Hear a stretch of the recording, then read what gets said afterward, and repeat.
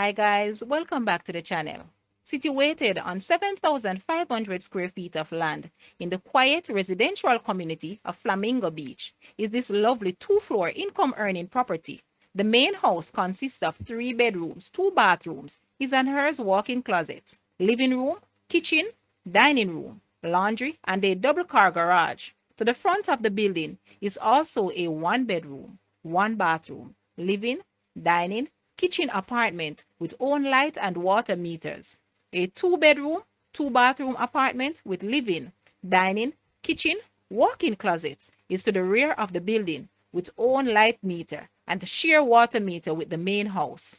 The property is located close to various amenities such as supermarket, hardware, gas station, and the public beach. House is 90% completed and comes with tiles for the entire house. Guys, let's take a look at this house and please watch the entire video for more details at the end.